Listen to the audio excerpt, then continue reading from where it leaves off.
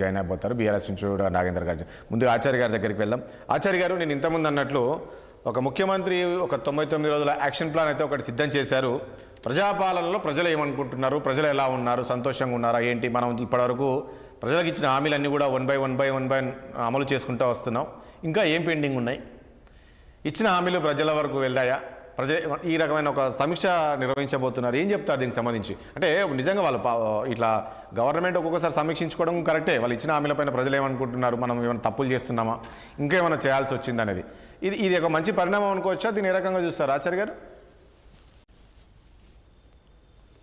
60 ప్రేక్షకులకు, రాజేష్ గారికి, ప్యానల్లో రాబోతున్నటువంటి పెద్దలకు అందరికి కూడా నమస్కారాలు. నమస్తే అండి.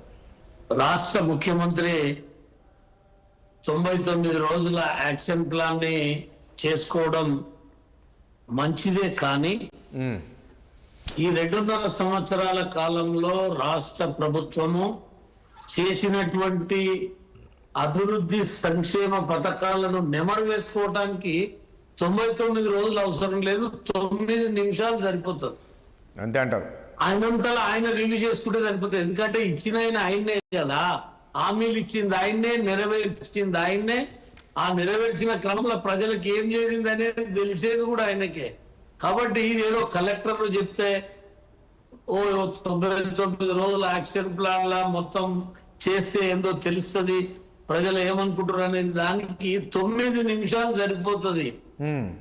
వీళ్ళు చేసిన 2.5 సంవత్సరాల కాలం. ఎందుకు ఆచార్య గారు ఇప్పుడు మీరు కాదు ఆచార్య గారు, మీరు ఇచ్చిన చెయ్యనివే మీరు అంటున్నారు, కానీ చేసినట్టు ఎందుకు గుర్తు చేసుకోవట్లేదు? ఇప్పుడు ఫ్రీ బస్సు చేశారు, ఆయన చేసిందేందో ఆయనకు తెలుసు, ఆయన ఏ దాంట్లోకి ఏం బడ్జెట్ ఇచ్చిండో ఆయనకు తెలుసు.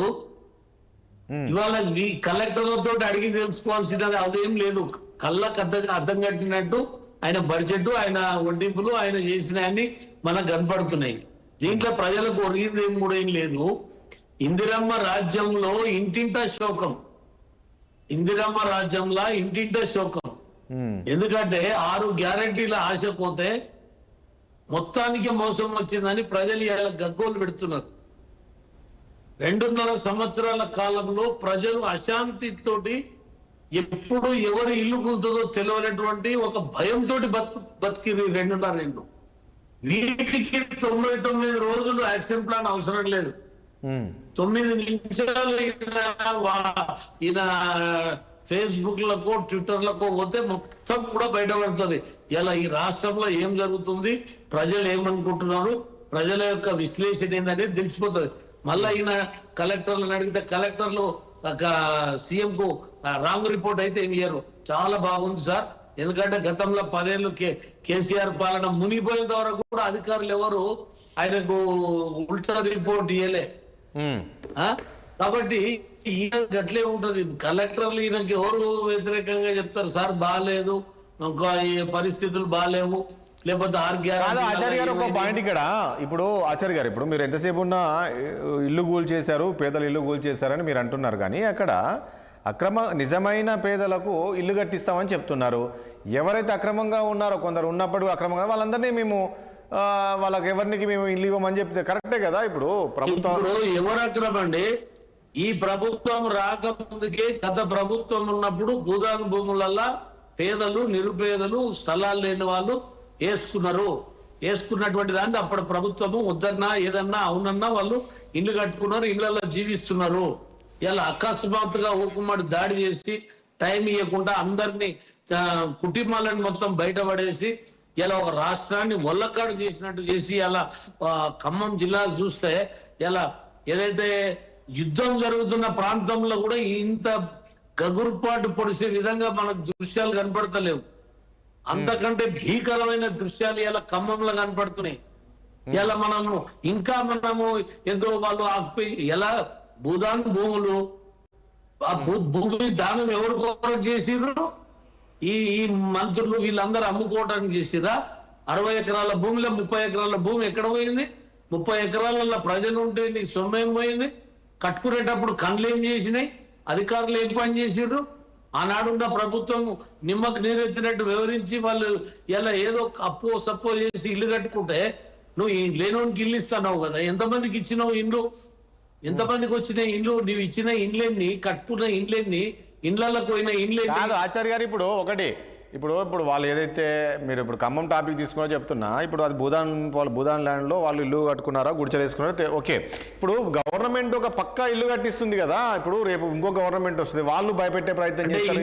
ఇళ్ళని కూల్చి ఎవరికో ఇల్లు కట్టిస్తున్నామని వీళ్ళు ఇల్లు కూల్స్తే ఎట్లా? వీళ్ళకి ఏ కట్టించినావో చెప్పు. మంచిగా ఉన్న ఇళ్ళను నువ్వు కూల్చి మేము బీదోళ్ళకి ఇల్లు కట్టిస్తామంటే ఎట్లా? భూదానం ఎవరి కొరకు చేసిరు? భూమి లేనోళ్ళ కొరకు దానం చేసిరు. ఒకవేళ లేనోళ్ళు కట్టుకున్నారేమో, దాన్ని రెక్టిఫై చేయాలి. నువ్వేం మాట్లాడినావు? ఒక ముఖ్యమంత్రిగా అనేక రూపాలుగా వాళ్ళకు సహకరించే అవకాశాలు ఉన్నాయి. ఎందుకు కాంక్రీట్ దాంతో మొత్తం కూల్చివేయాలని మాట్లాడలేదా ముఖ్యమంత్రి? ఇవాళ మాట మార్చి ఇలా అక్కడ మంత్రులకు ఎదురు చెప్పలేక, అక్కడ మంత్రులకు ఈయన అసలు ఖమ్మంలో ఈయన ముఖ్యమంత్రి అని ప్రజలు ఎవరు అనుకుంటలేడు. ఆచార్య గారు ఒక విషయం చెప్పండి, ఇప్పుడు ఎందుకు ఖమ్మంలో ఆల్ ఆఫ్ సడన్ గా ఇది కూల్చడాలు చేశారంటే దీని వెనుక ఏమై ఉండొచ్చు కారణం? ఖమ్మంలో ఇది కొత్తగా ఇప్పుడే కాదండి. ఖమ్మం నడిబొడ్డులో వెళ్తున్నటువంటి కాలు వెంబడి కూడా సుమారుగా 900 కుటుంబాలు 40 ఏళ్ల నుంచి అక్కడ ఒక్కొక్క రూమ్ కట్టుకొని, రేకుల రూములు కట్టుకొని అక్కడ కూలి పని చేసుకున్నట్టు. ఆనాడు కేసీఆర్ ప్రభుత్వం కూడా 500-600 ఇండ్లు కూల్చేసిరు కరోనా టైంలో. 500 ఇండ్లు కూల్చేస్తే నేనే స్వయంగా వెళ్ళి అక్కడ కలెక్టర్ అందరిని పిలిచి కరోనా టైంలో కూల్చాల్సిన అవసరం ఏమొచ్చింది, మీరు సెంట్రల్ గవర్నమెంట్ ఇచ్చిన జీవోకు వ్యతిరేకంగా మీరు ఇలా ప్రజల్ని ఇల్లు కూల్చి రోడ్డు మీదకి తెస్తున్నారు, ఇది ఎవరిచ్చిరు మీకు అక్కని అప్పుడు ఉన్న కలెక్టర్ కు ఏదైతే అక్కడ 29-30 ఎకరాలు మళ్ళీ వాళ్ళందరికీ వేరే లేఅవుట్ చేసి అన్ని వసతులు కాదు. ఒకటి ఆచార్య గారు ఒక పాయింట్ ఇక్కడ మీరు కూడా ఒక విషయము, ఇప్పుడు ప్రభుత్వము ఒక కార్యక్రమం తీసుకున్నప్పుడు అందరూ కూడా సహకరించాలి. ప్రతిదానికి అడ్డుపడడం ఎంతవరకు కరెక్ట్? ఈరోజు మూసీ ప్రక్షాళన, మూసీ పరివాహ ప్రాంతాలను ఒక సుందరీకరణ చేయాలి. మన ఉదాహరణకు ఈరోజు గుజరాతే చూపిస్తున్నారు సబర్మతి, ఏ రకంగా ఉంది. ఆ రకంగా ఈరోజు మనం హైదరాబాద్ను డెవలప్ చేసుకుందామంటే మీరు ఎందుకు దాన్ని తప్పుపడుతున్నారు? ఈరోజు ఒకటి అభివృద్ధి జరగాలంటే దాని పక్కన కొన్ని జరుగుతాయండి, కొందరికి నచ్చుతుంది, కొన్ని పరివాహ ప్రాంతాల్లో ఉన్న ఇళ్ళని తీసేయాల్సి వస్తుంది. మేము సహకరిస్తాం. ఇప్పుడు మూసీ ప్రక్షాళనకు 100% మేము సహకరిస్తాం. అక్కడ ప్రజలు కోల్పోతున్నటువంటి ఇండ్లకు వాళ్లకు రెక్టిఫికేషన్ గా వాళ్లకు కనీసము వాళ్లకు దానికి సరిదూగేటువంటి స్థలాలు గాని ఇండ్లు గాని కేటాయించకుండా అకస్మాత్తుగా ఇండ్లు కూల్చేసి వాళ్ళని నిర్ణయిస్తులైన చేసి ఇలా నేను సుందరీకరణ చేస్తుంటే ఇలా నువ్వు సుందరీకరణ ఎట్లా జరుగుతుంది? ఇట్లా ఇల్లు కూల్చేసి